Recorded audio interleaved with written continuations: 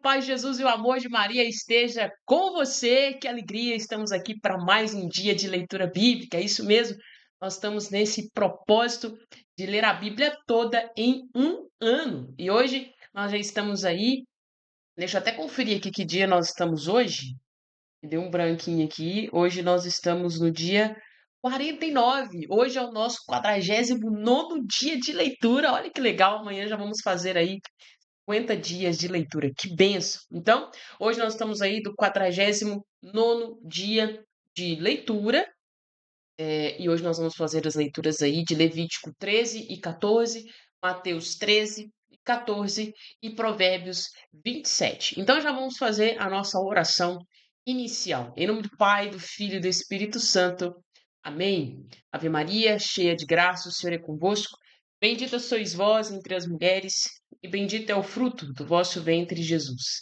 Santa Maria, Mãe de Deus, rogai por nós, pecadores, agora e na hora de nossa morte. Amém.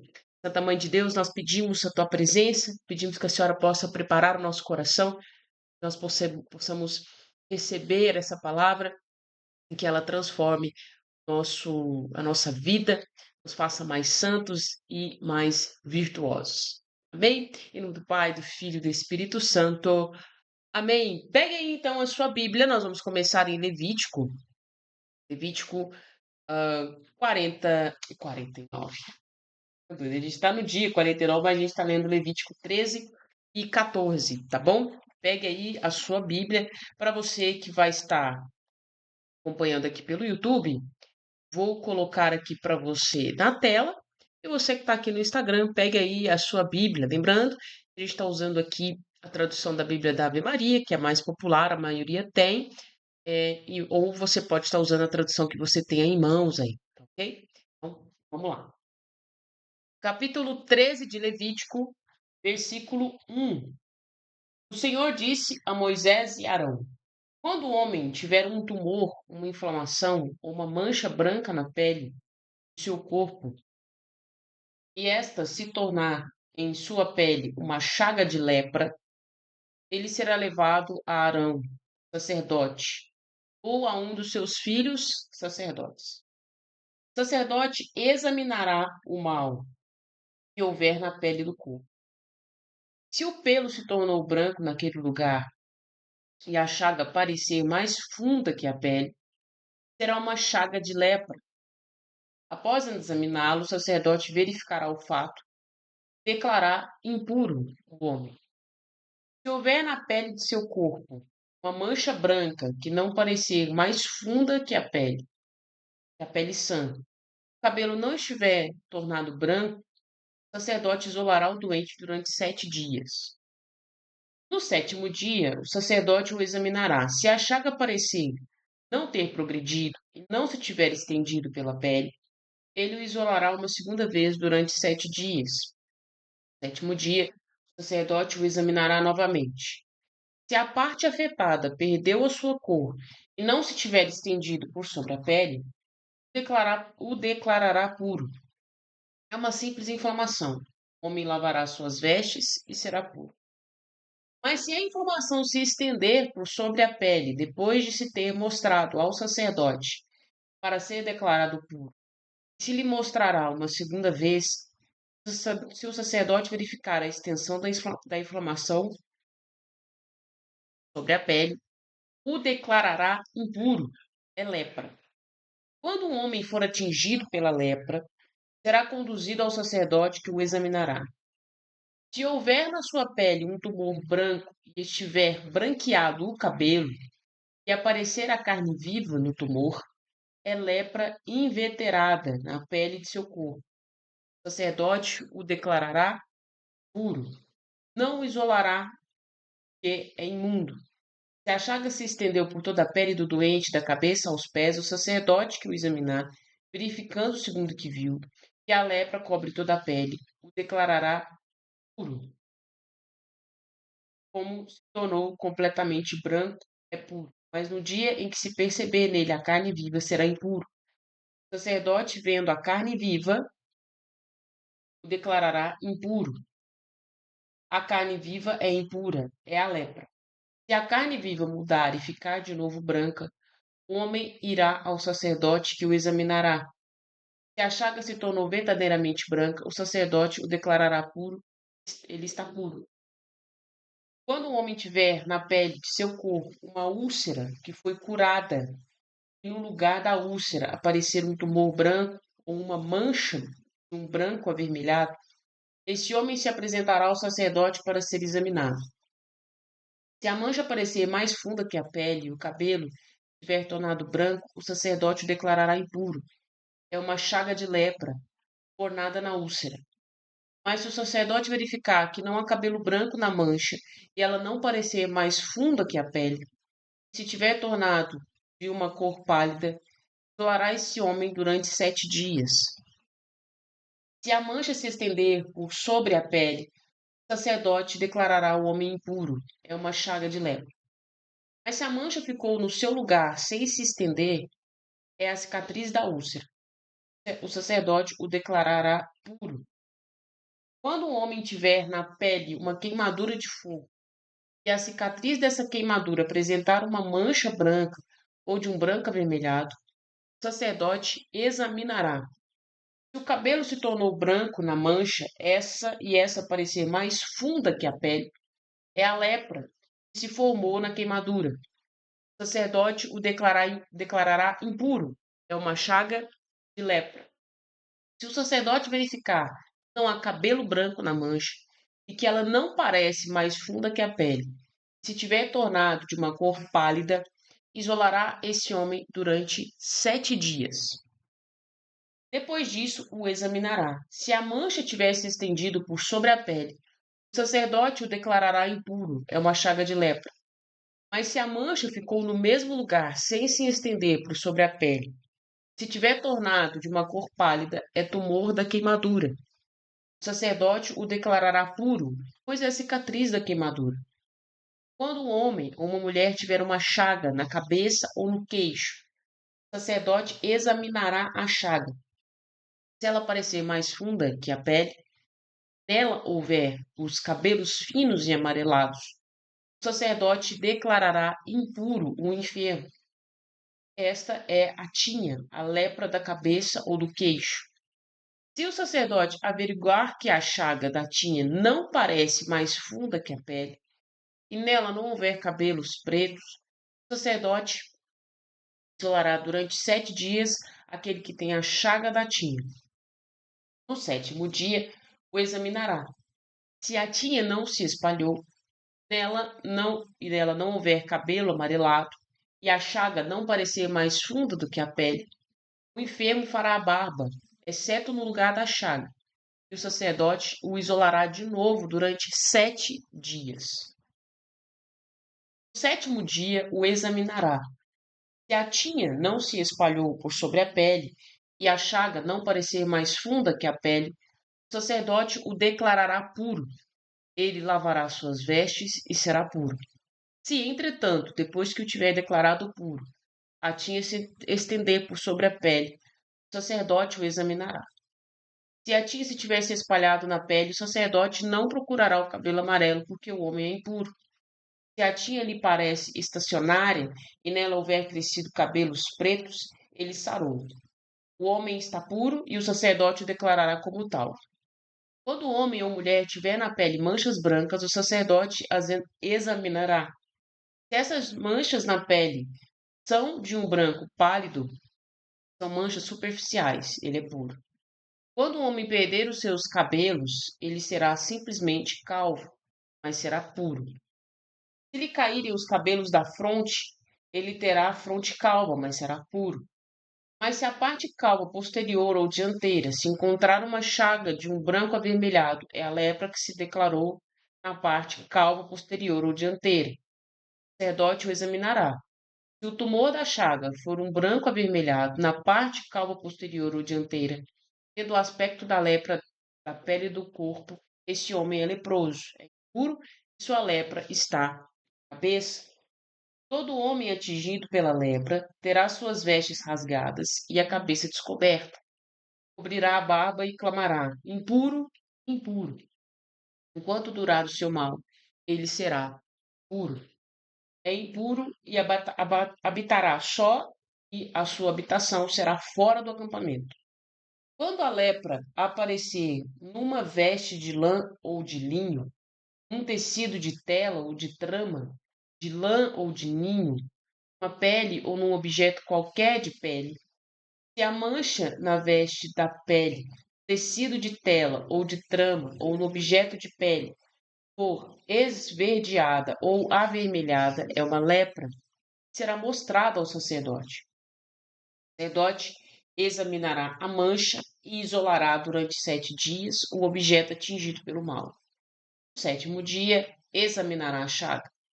Se ela se tiver espalhado pela veste, pelo tecido de tela ou de trama, pela pele ou pelo objeto de pele, seja qual for, é uma lepra roedora, o objeto é impuro. Queimará a veste, o tecido de tela ou de trama de linho ou de lã, objeto de pele, seja qual for em que se encontre a mancha, porque é uma lepra roedora. O objeto será queimado no fogo. Mas se o sacerdote verificar que a mancha não se espalhou pela veste, pelo tecido de tela ou de trama, ou pelo objeto de pele, mandará lavar o objeto afetado e o isolará uma segunda vez durante 7 dias. Em seguida, examinará a mancha depois que ela tiver sido lavada. Não mudou de aspecto nem se espalhou, o objeto é impuro. Tudo o queimarás no fogo. A mancha roeu o objeto de um lado ao outro. Mas se o sacerdote verificar que a mancha lavada tomou uma cor pálida, arrancará da veste, da pele ou do tecido de tela ou de trama. Se ela voltar novamente à veste, ao tecido de tela ou de trama, ou ao objeto de pele, é uma erupção de lepra. Queimarás no fogo o objeto atingido pela mancha. Mas as vestes, o tecido de tela ou de trama, o objeto de pele, seja o que for, que tiveres lavado e do qual a mancha tiver desaparecido, será lavado uma segunda vez e será puro. Tal é a lei relativa à mancha de lepra, e atacar as vestes de lã ou de linho, tecidos de tela ou de trama, ou qualquer objeto de pele. É segundo ela que se declara esses objetos puros e impuros. Vamos então agora para o capítulo 14 de Levítico. Levítico 14, versículo 1. O Senhor disse a Moisés: Eis a lei relativa a leprosos para o dia de sua purificação. Será conduzido ao sacerdote que sairá do acampamento para examinar. Se a chaga da lepra estiver sã, o sacerdote ordenará que se tornem para o que se vai purificar, se tomem, perdão, para o que vai se purificar 2 aves vivas e puras, pau de cedro, carmesim e hisopo. O sacerdote imolará um dos pássaros sobre um vaso de terra cheio de água de nascente.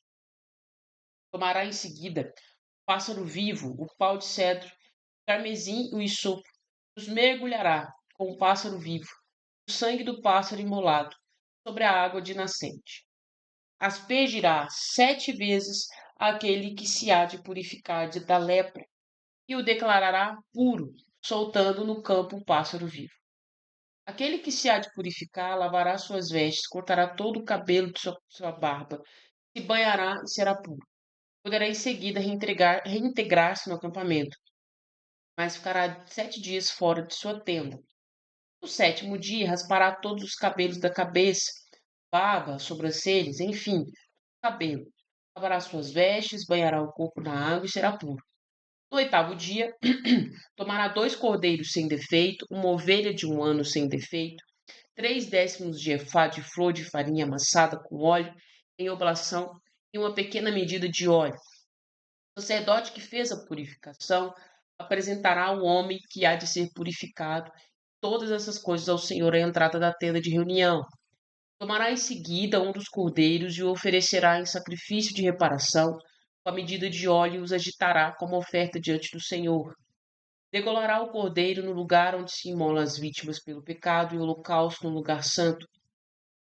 E a vítima no sacrifício de reparação, assim como a do sacrifício pelo pecado, pertencem ao sacerdote.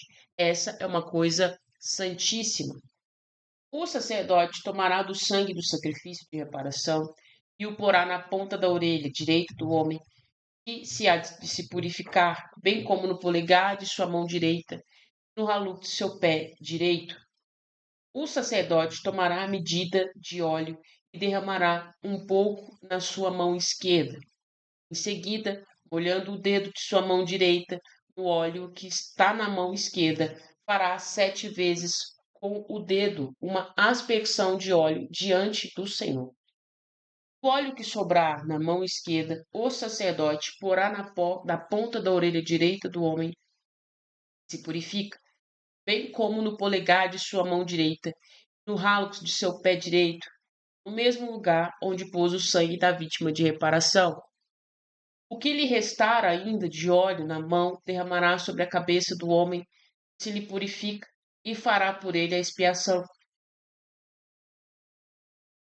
diante do Senhor. Oferecerá em seguida o sacrifício pelo pecado e fará expiação por aquele que purifica de suas impurezas. Enfim, depois de ter degolado a vítima do holocausto, o sacerdote a oferecerá sobre o altar com a oblação.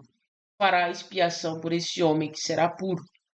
Se for pobre e suas posses não lhe permitirem trazer tanto, tomará um só cordeiro em sacrifício de reparação, como oferta agitada para fazer a expiação em seu favor. Tomará um décimo de efá de flor de farinha amassada com óleo em oblação e uma medida de óleo. Tomará também, de acordo com suas posses, 2 rolas ou 2 pombinhos, um em sacrifício pelo pecado e outro para o holocausto. No 8º dia, os trará pela sua purificação ao sacerdote à entrada da tenda de reunião diante do Senhor. Imolará o cordeiro do sacrifício de reparação e tomará do sangue do sacrifício para pô-lo na ponta da orelha direita daquele que se purifica, bem como no polegar de sua mão direita e no ralo do seu pé direito. Derramará então óleo na palma de sua mão esquerda, com o dedo da direita fará 7 vezes a aspersão do óleo que está em sua mão esquerda diante do Senhor.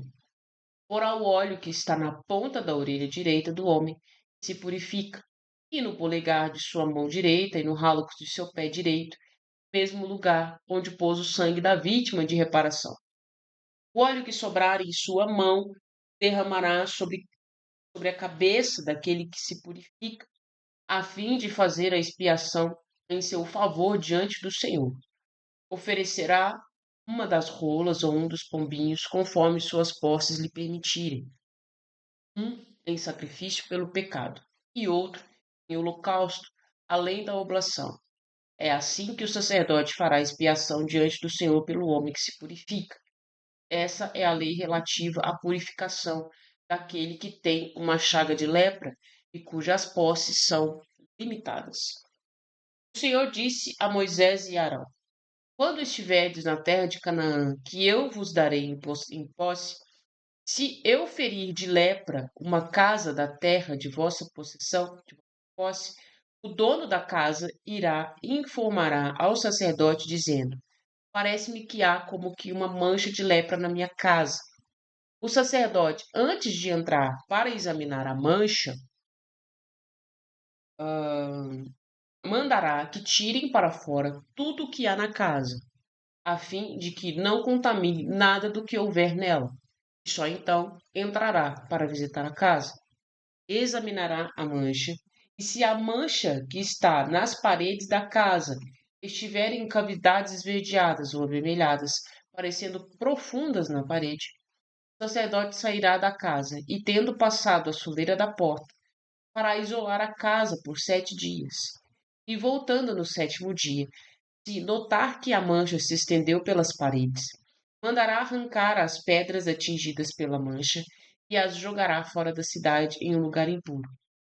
Mandará raspar todo o interior da casa, e o pó da raspagem será jogado fora da cidade em um lugar impuro. Novas pedras serão colocadas no lugar das primeiras. Com a nova argamassa será rebocada a casa. Se a mancha aparecer de novo na casa, depois que tiverem sido arrancadas as pedras raspadas e rebocadas as paredes, o sacerdote virá examinar. Se ele verificar que a mancha cresceu, é uma lepra maligna e a casa é impura. será derrubada a casa, com as pedras, a madeira e toda a argamassa serão levadas para fora da cidade, em um lugar impuro. Quem tiver entrado na casa durante o tempo em que ela deveria estar fechada será impuro até a tarde.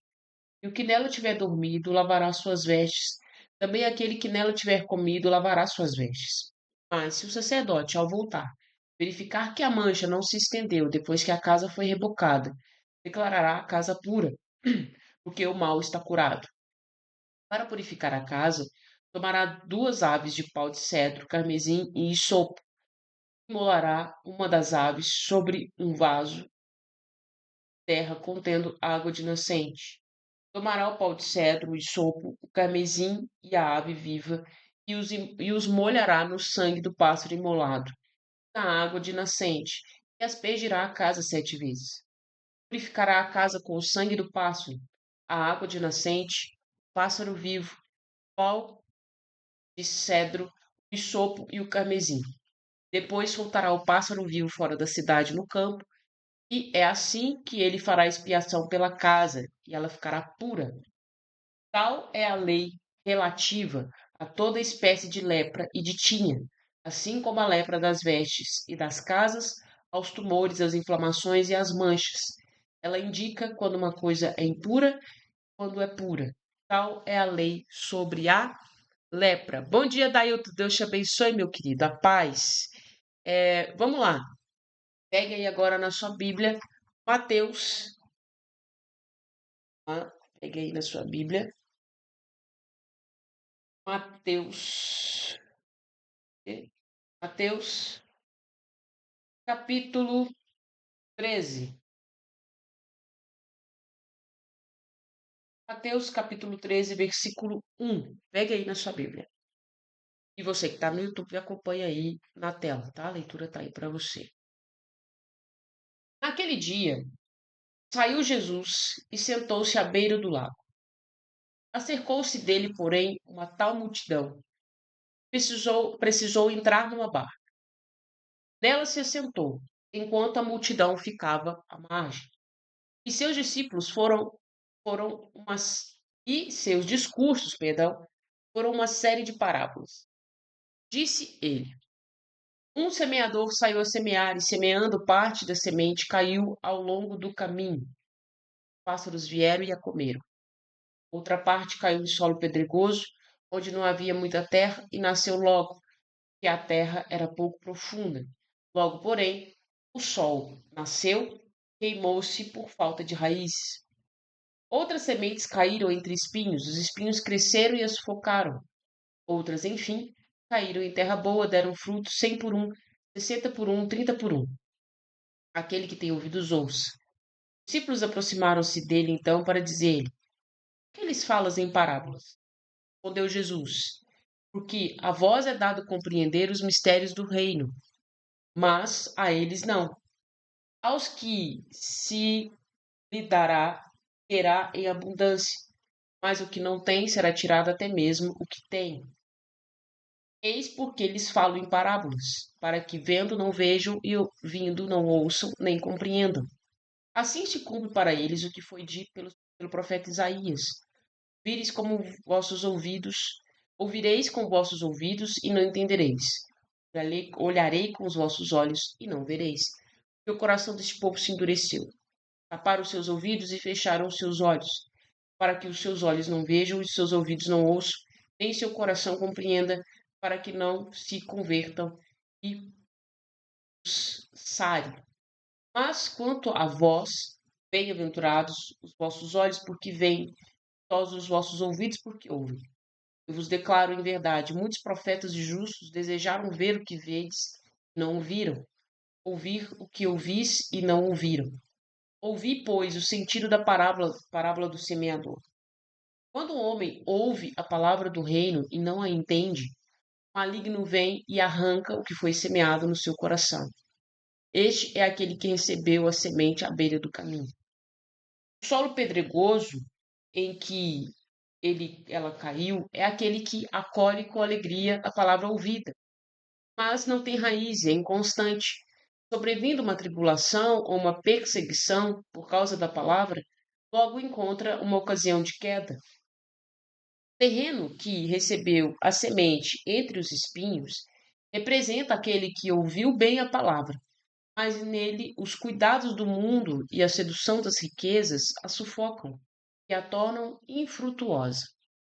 A terra boa semeada é aquela que ouve a palavra e a compreende, e produz fruto, 100 por um, 70 por um, 30 por um.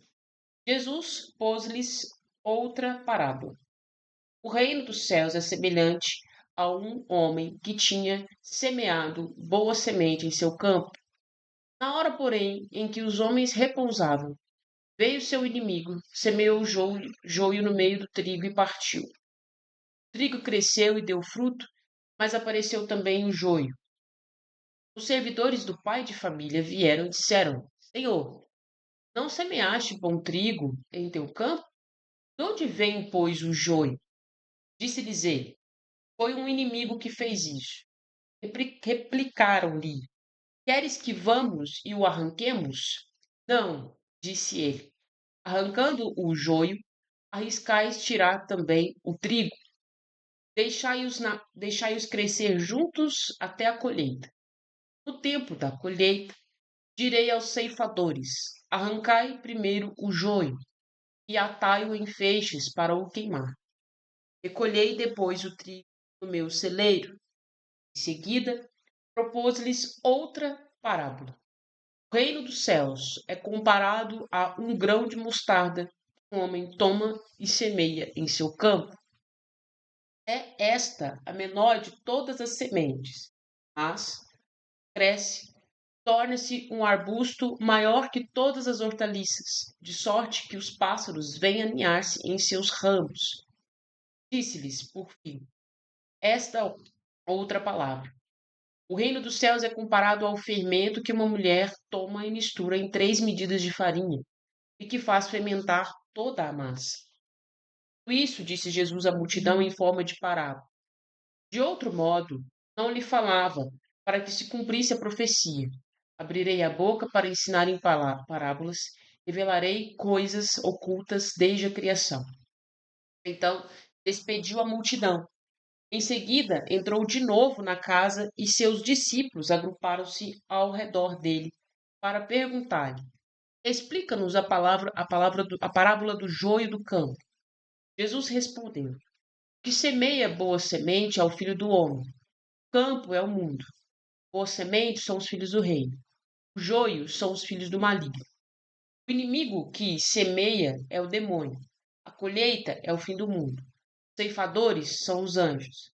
E assim como se recolhe o joio para jogá-lo no fogo, assim será o fim do mundo. E do homem enviará seus anjos, e retirarão de seu reino todos os escândalos e todos os que fazem mal. Lançarão na fornalha ardente, onde haverá choro e ranger de dentes. Então, o reino de seu Pai, justos resplandecerão como o sol. Aquele que tem ouvidos ouça. O reino dos céus é também semelhante a um tesouro escondido no campo. O homem encontra, mas o esconde de novo. Cheio de alegria, vai e vende tudo o que tem para comprar aquele campo. O reino dos céus é ainda semelhante a um negociante que procura pérolas preciosas. Encontrando uma de grande valor, vai, vende tudo o que possui e a compra. O reino dos céus é semelhante ainda a uma rede que, jogada ao mar, recolhe peixes de toda espécie. Quando está repleta, os pecadores puxam-na para a praia, sentam-se e separam dos cestos que é bom e jogam fora o que não presta. Assim será no fim do mundo. Os anjos virão separar os maus do meio dos justos e os arrojarão na fornalha, onde haverá choro e ranger de dentes. Compreendestes tudo isso? Sim, Senhor, responderam eles. Por isso, todo escriba instruído nas coisas do reino dos céus é comparado a um pai de família que tira de seu tesouro coisas novas e coisas velhas. Após ter exposto as palavras, Jesus partiu, foi para sua cidade e ensinava na sinagoga, de modo que todos diziam admirados: De onde lhe vem essa sabedoria e essa força miraculosa? Não é este o filho do carpinteiro? Não é Maria sua mãe? Não são seus irmãos Tiago, José, Simeão e Judas? E suas irmãs não vivem todas entre nós? De onde me vem, pois, tudo isso? E não sabia o que dizer dele. Disse-lhes, porém, Jesus: É só em sua pátria e em sua família que o profeta é menosprezado. Por causa da falta de confiança deles, operou ali poucos milagres. Então vamos agora para o capítulo 14 do Evangelho de Mateus, versículo 1. Por aquela mesma época, o tetrarca Herodes ouviu falar de Jesus e disse aos seus cortesãos: É João Batista que ressuscitou? É por isso que ele faz tantos milagres? Com efeito, Herodes havia mandado prender e acorrentar João e o tinha mandado meter na prisão por causa de Herodíades, esposa de seu irmão Filipe. João lhe tinha dito: Não te é permitido tomá-la por mulher. De boa mente, mandaria matar. Temia, porém, o povo que considerava João profeta. Mas na festa de aniversário de nascimento de Herodes, a filha de Herodíades dançou no meio dos convidados e agradou Herodes. Isso, ele prometeu com juramento dar-lhe tudo o que lhe pedisse, por instigação de sua mãe. Ela respondeu: Dá-me aqui neste prato a cabeça de João Batista. O rei entristeceu-se, mas como havia jurado diante dos convidados, ordenou que lhe a desse e mandou decapitar João na sua prisão. A cabeça foi trazida num prato e dada à moça que a entregou à sua. Vieram então os discípulos de João transladar seu corpo e o enterrar. Depois foram dar a notícia a Jesus. A essa notícia, Jesus partiu dali numa barca para se retirar a um lugar deserto. Mas o povo soube e a multidão das cidades o seguia a pé. Quando desembarcou, vendo Jesus essa numerosa multidão, moveu-se de compaixão para com ela, curou seus doentes. Caía a tarde, agrupados em volta dele, os discípulos disseram-lhe: Este lugar é deserto e a hora é avançada. Despede essa gente para que vá comprar víveres na aldeia. Jesus, porém, respondeu: Não é necessário, dai-lhes vós mesmos de comer. Mas, disseram eles, nós não temos aqui mais que 5 pães e 2 peixes. Trazei-nos, disse-lhes ele. Mandou então a multidão assentar-se na relva. Tomou os 5 pães e os 2 peixes, e elevando os olhos ao céu, abençoou-os, partindo em seguida os pães, deu-os aos seus discípulos, e os distribuíram ao povo. Todos comeram, ficaram fartos, e, dos pedaços que sobraram, recolheram 12 cestos cheios. Ora, os convivas foram aproximadamente 5.000 homens, sem contar as mulheres e crianças. Logo depois, Jesus obrigou seus discípulos a entrar na barca e a passar antes dele para outra margem, enquanto ele despedia a multidão. Do isso, subiu a montanha para orar na solidão. Chegando à noite, estava lá, sozinho.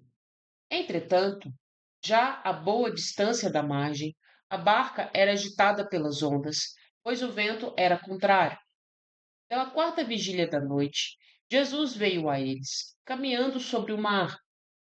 Quando os discípulos perceberam caminhando sobre as águas, ficaram com medo. É um fantasma, disseram eles, soltando gritos de terror. Mas Jesus logo lhes disse: Tranquilizai-vos, sou eu, não tenhais medo.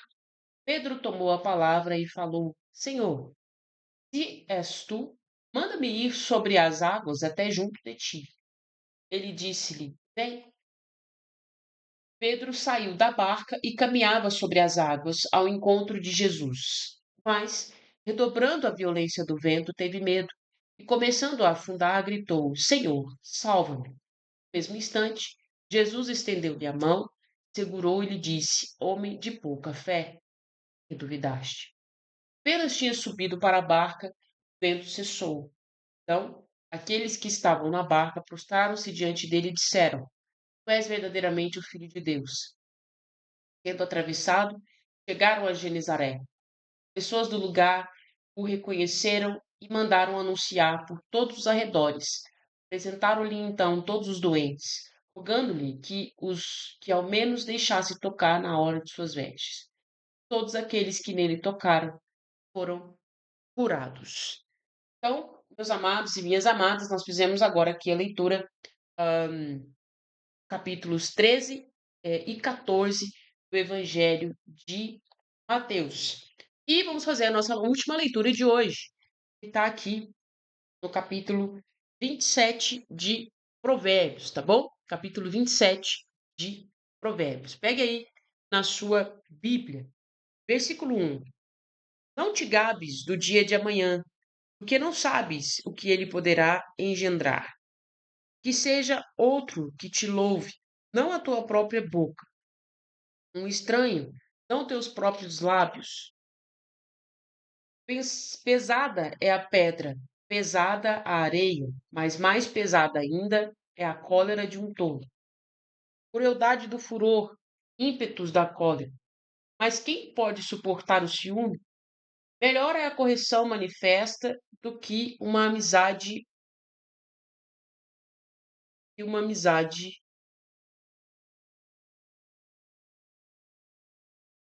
Melhor é a correção manifesta do que uma amizade fingida.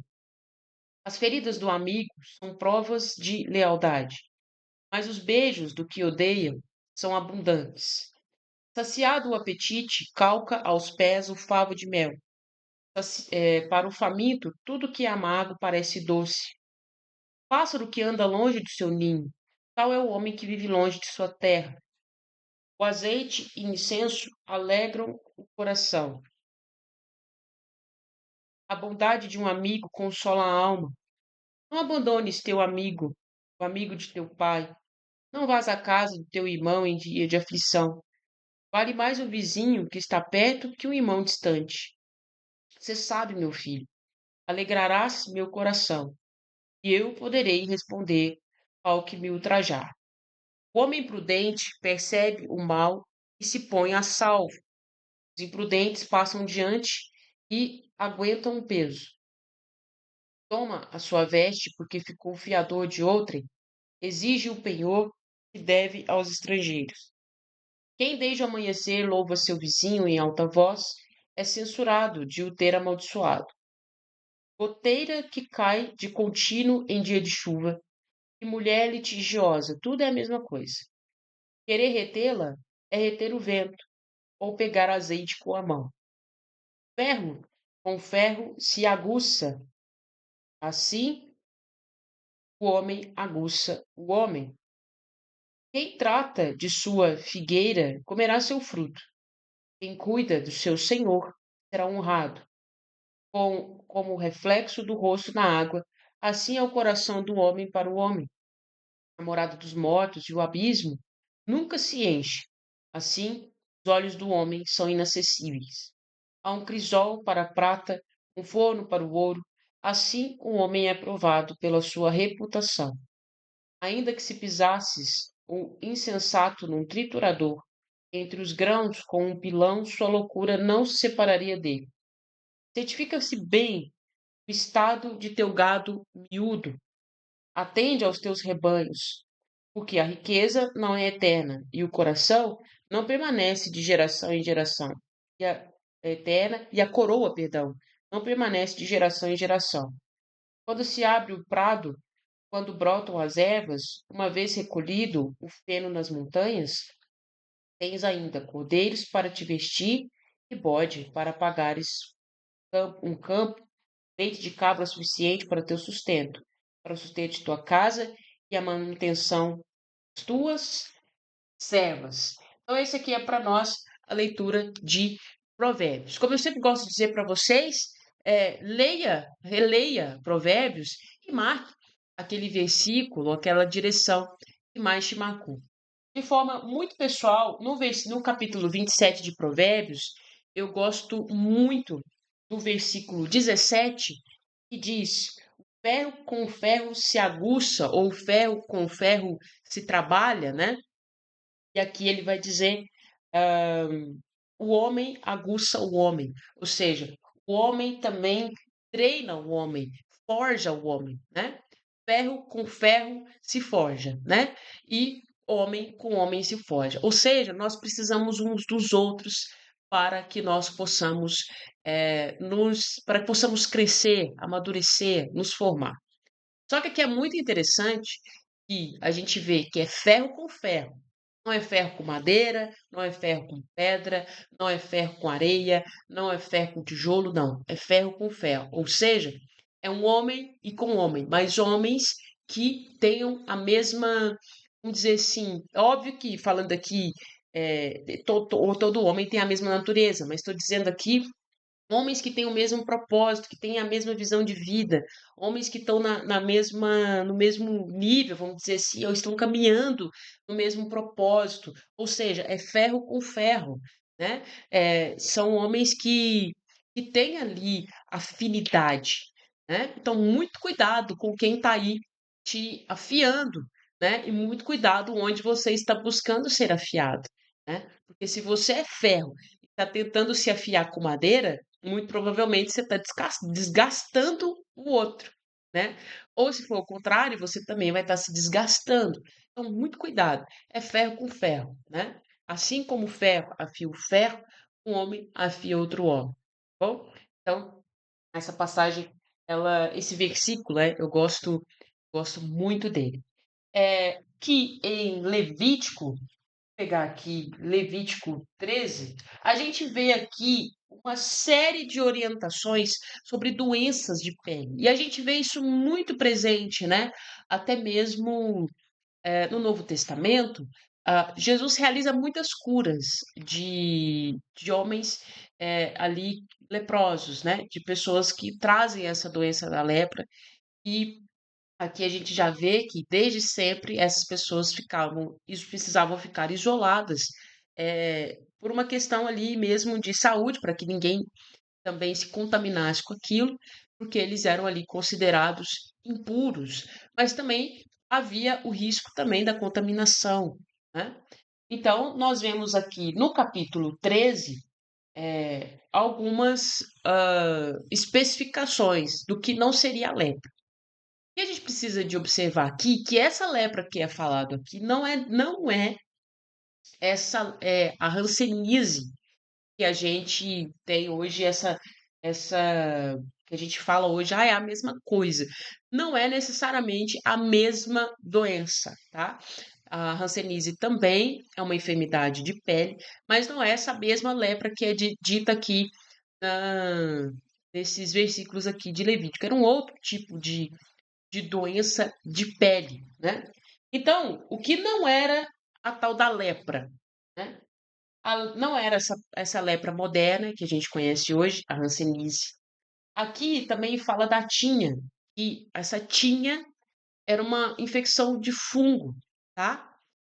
Como se fosse, a gente conhece hoje aí como uma frieira, vamos dizer assim, né?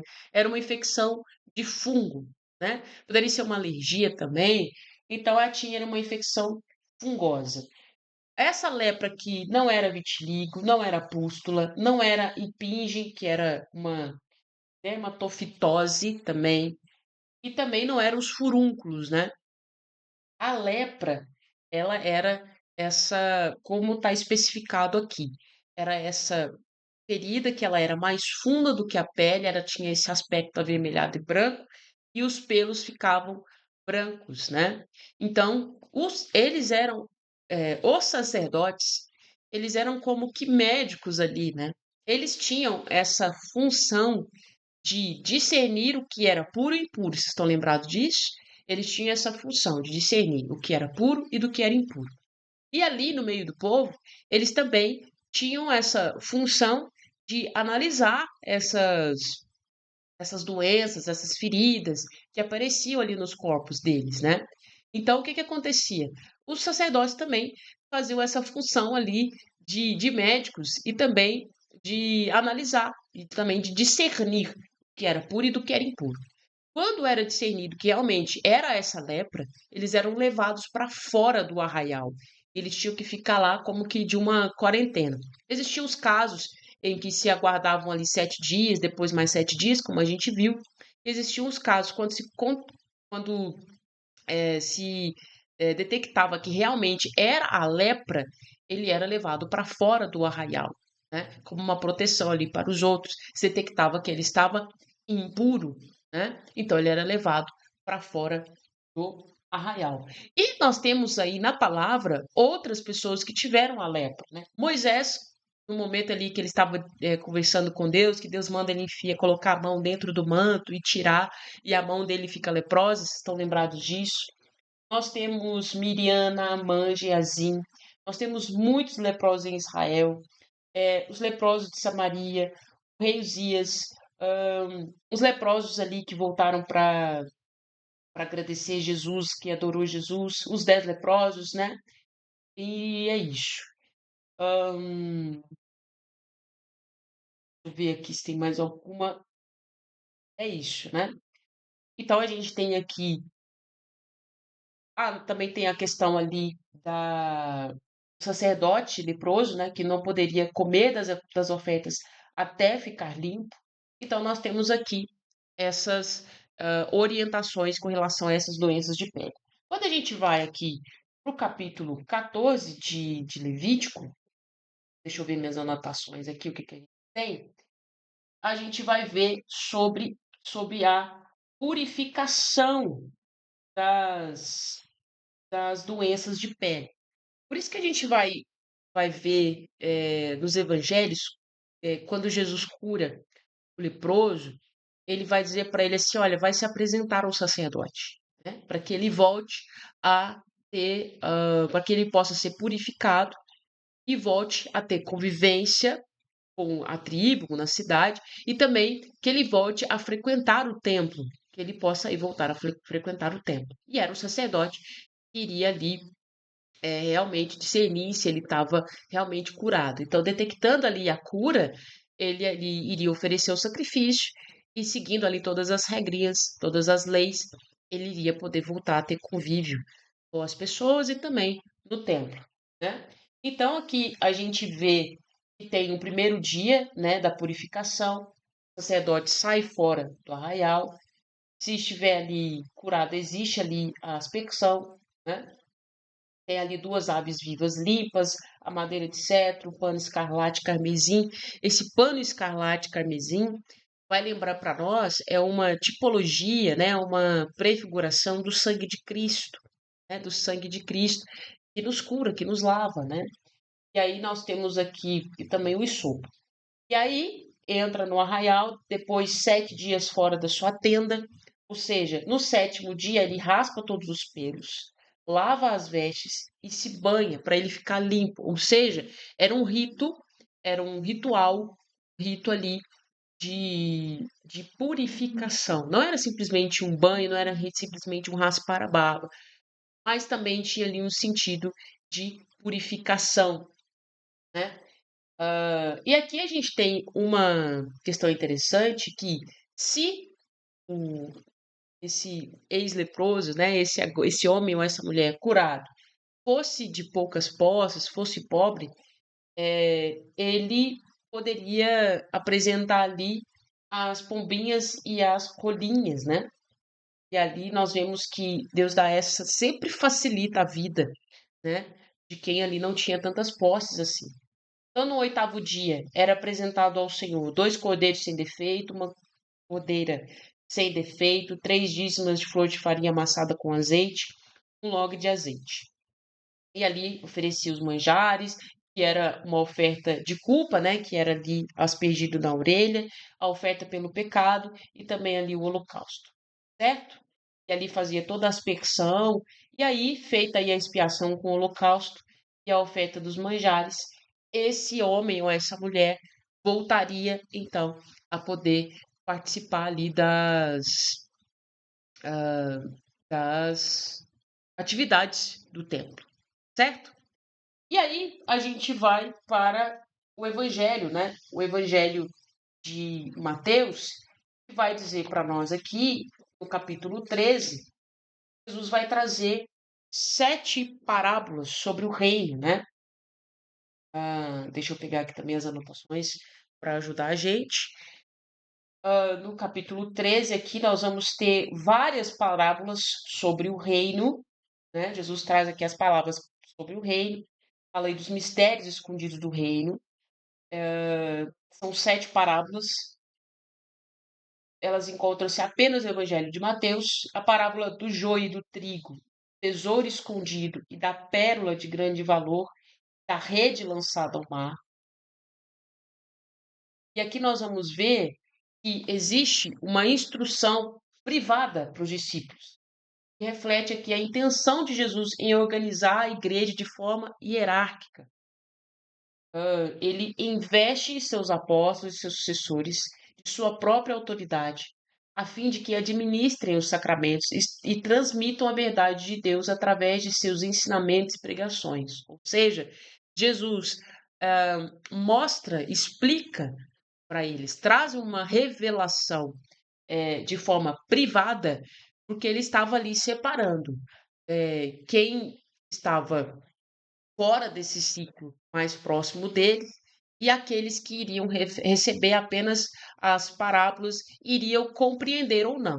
E para os seus discípulos, ele explicava, né? Ou seja, ali ele já estava fazendo uma formação a mais, ele já estava dando uma responsabilidade a mais para os seus discípulos. Então aqui a gente vê todas essas parábolas com relação ao reino de Deus. A gente vê aqui a parábola, por exemplo, do fermento, né? Nesse caso aqui, o fermento ele é tido como algo bom, né? Nós vemos alguns casos em que se fala do fermento como algo ruim. O fermento dos fariseus, nas ofertas, nós vemos no Antigo Testamento ali, não se usava fermento nas ofertas, mas aqui, quando Jesus fala do fermento, e quando ele fala também da semente de mostarda, o que que ele está dizendo? Ele está dizendo o seguinte: olha, um pouco de fermento leveda toda a massa, ou seja, nós temos ali 1 quilo de farinha, mas um punhadinho de fermento leveda, faz crescer a massa toda. O que que ele está dizendo? Eu estou começando o anúncio do evangelho, eu estou aqui iniciando a minha igreja com esses 12 apóstolos, com 12 homens apenas, e são esses 12 homens que vão fazer com que a mensagem do Evangelho, com que a mensagem que nós estamos vivendo aqui hoje, da Boa Nova, chegue ao mundo inteiro. Ou seja, Jesus estava dizendo: vocês são esse fermento, são esses poucos que vão fazer com que o Evangelho chegue aí a, ao mundo inteiro, em todas as gerações, até os confins do mundo. Da mesma forma, a semente de mostarda. A semente de mostarda é essa semente pequenininha, mas que quando ela é plantada e quando ela cresce, ela se torna uma árvore aí de 3, 4 metros e pode se tornar ali uma abrigo para os pássaros, da sombra e tudo mais. Ou seja, essa é a comparação que Jesus está dizendo, que o evangelho na sua ele tem ali o potencial, ele tem um potencial ali de alcançar o mundo inteiro, mesmo começando apenas com doze simples homens, né?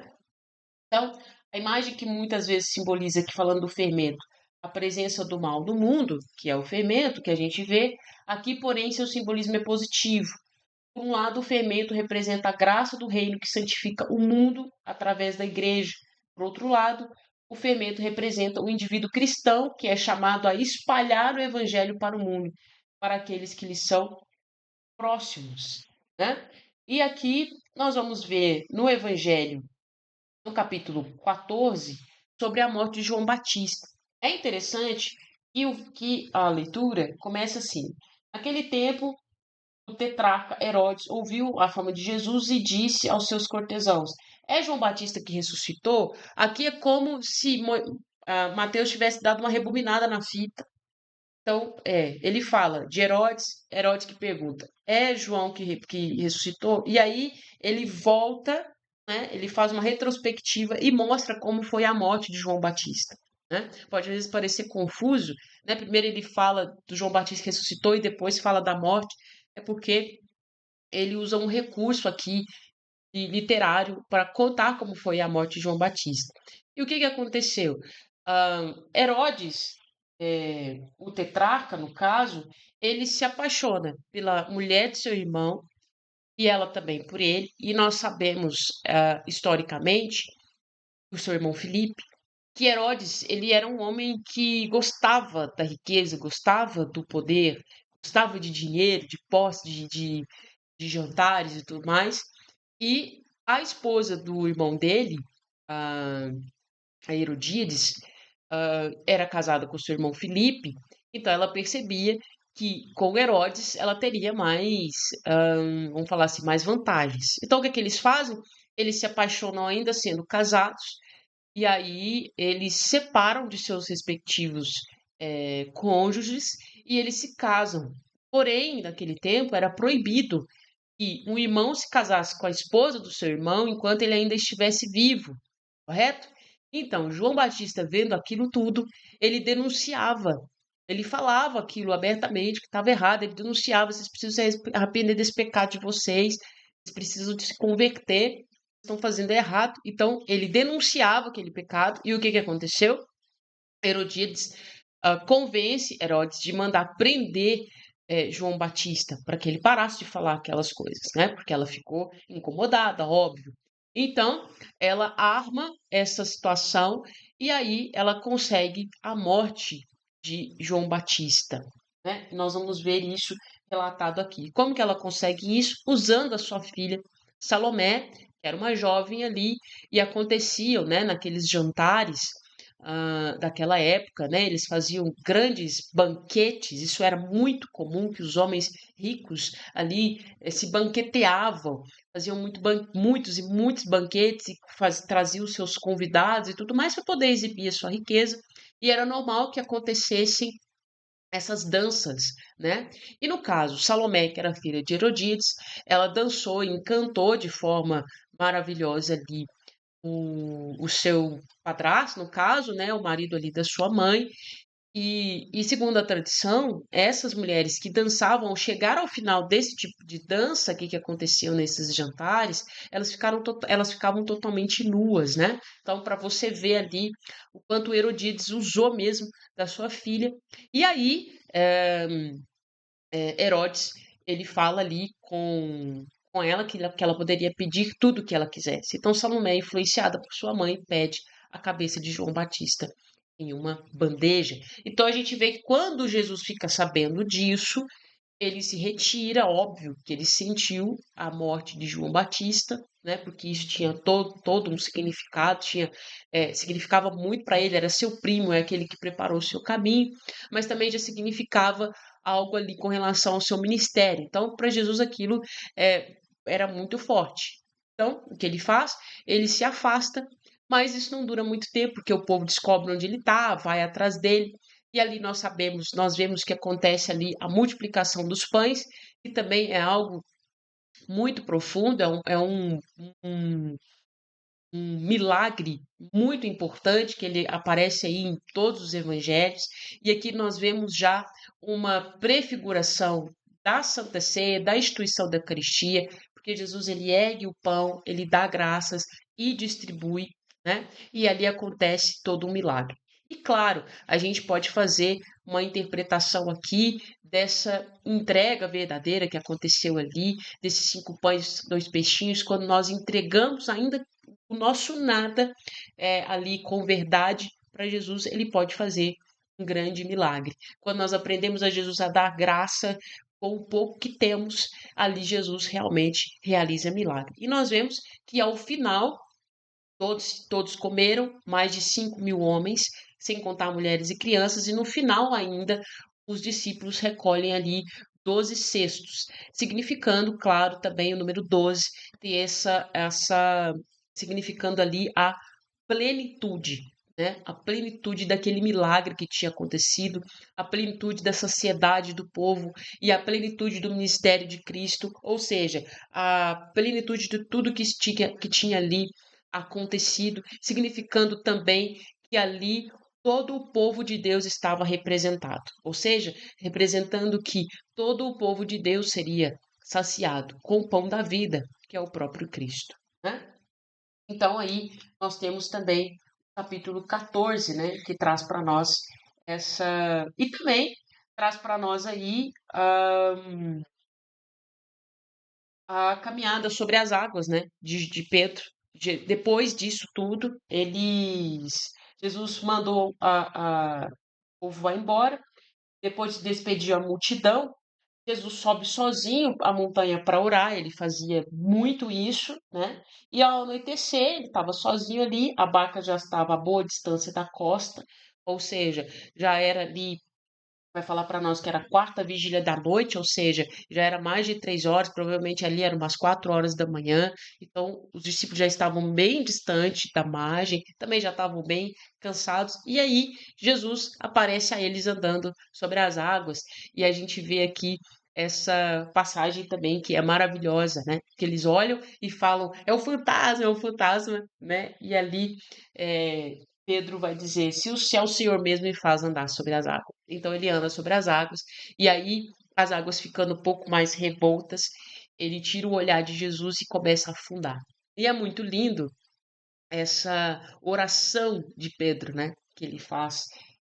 Socorro, Senhor. Em algumas traduções vão dizer: Senhor, salva-me.